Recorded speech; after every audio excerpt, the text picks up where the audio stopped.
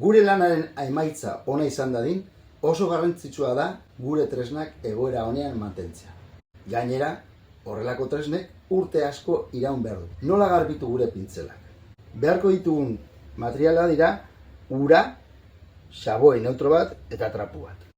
Prozedura, pintzela uretan sartu eta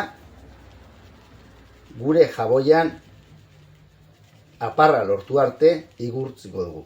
Uretan berriz ere garbituko dugu eta prozedura berriz ere errepikatuko dugu. Igurtzi, aparra lortu arte, garbitu uretan eta trapu batekin lortu. Eta inoiz ez dugu hau horrela utziko. Beti